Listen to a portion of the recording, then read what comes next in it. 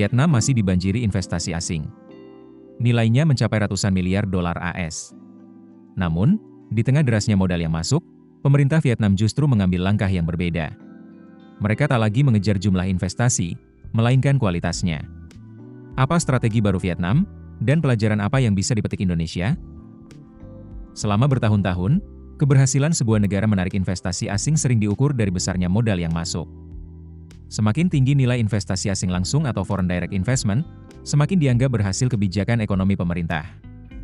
Namun, Vietnam kini mulai mengubah cara pandang tersebut. Negara yang dalam satu dekade terakhir berkembang menjadi salah satu pusat manufaktur terbesar di Asia ini tidak lagi hanya mengejar angka investasi. Pemerintah Vietnam kini mengalihkan fokus dari kuantitas menuju kualitas investasi. Perubahan strategi ini dilakukan justru ketika arus investasi asing ke Vietnam sedang berada dalam tren yang sangat kuat. Menurut Foreign Investment Agency di bawah Kementerian Keuangan Vietnam, hingga pertengahan 2026, negara tersebut telah berhasil menarik sekitar 550 miliar dolar Amerika Serikat dari sekitar 46.000 proyek investasi asing. Pada semester pertama 2026 saja, komitmen investasi asing mencapai 34,65 miliar dolar AS, meningkat 61% dibandingkan periode yang sama tahun sebelumnya. Sementara realisasi investasinya mencapai 13,03 miliar dolar AS, menjadi capaian tertinggi dalam 5 tahun terakhir. Meski demikian, pemerintah Vietnam menilai besarnya modal yang masuk bukan lagi tujuan utama. Melalui resolusi nomor 10 NQ-TW, Vietnam menetapkan arah baru kebijakan investasinya.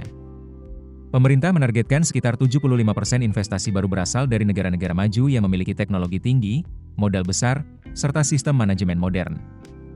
Vietnam juga ingin semakin banyak perusahaan yang masuk dalam daftar Fortune Global 500 membangun pusat riset, pusat inovasi, pusat data, kantor regional, hingga pusat layanan bersama di negaranya.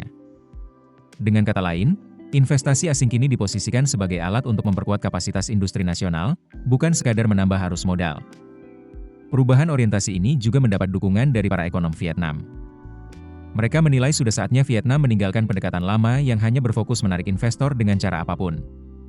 Investasi asing, menurut mereka, harus menghasilkan teknologi baru, inovasi, ekonomi hijau, nilai tambah yang lebih tinggi, serta hubungan yang lebih erat dengan perusahaan lokal. Namun, keberhasilan strategi tersebut tidak hanya bergantung pada investor asing. Perusahaan domestik juga harus mampu meningkatkan kualitas manajemen, penguasaan teknologi, serta kompetensi sumber daya manusia agar dapat masuk ke rantai pasok perusahaan multinasional.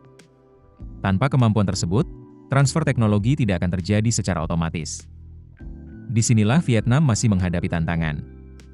Sekitar 60 hingga 70% perusahaan lokal masih menggunakan teknologi lama, beroperasi dalam skala kecil, dan belum memiliki kemampuan yang cukup untuk melakukan modernisasi. Banyak perusahaan juga masih kesulitan memperoleh pembiayaan untuk memenuhi standar perusahaan global. Karena itu, pemerintah Vietnam didorong tidak hanya mengejar investor baru, tetapi juga memperkuat perusahaan domestik melalui akses pembiayaan, inovasi, pengembangan teknologi, dan peningkatan kualitas tenaga kerja. Keberhasilan Vietnam sendiri dibangun melalui proses panjang. Sejak reformasi ekonomi Doi Mai pada akhir 1980-an, Vietnam terus memperbaiki regulasi, memperluas perdagangan internasional, bergabung dengan Organisasi Perdagangan Dunia atau WTO, membangun kawasan industri, hingga menjalin berbagai perjanjian perdagangan bebas. Kehadiran perusahaan besar seperti Samsung kemudian tidak hanya meningkatkan ekspor, tetapi juga mendorong tumbuhnya industri pemasok lokal yang menjadi bagian dari rantai pasok global. Kini Vietnam mulai memasuki babak baru.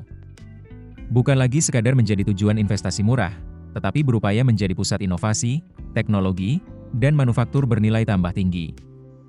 Bagi Indonesia, pengalaman Vietnam menunjukkan bahwa persaingan menarik investasi global tidak lagi ditentukan hanya oleh besarnya insentif. Yang lebih penting adalah kemampuan membangun ekosistem industri yang kuat sehingga investasi asing mampu menciptakan transfer teknologi, memperkuat industri nasional, dan menghasilkan pertumbuhan ekonomi yang berkelanjutan. Keputusan bisnis terbaik datang dari data, bukan tebakan. Mudah berlangganan Business Insight dengan subscribe with Google.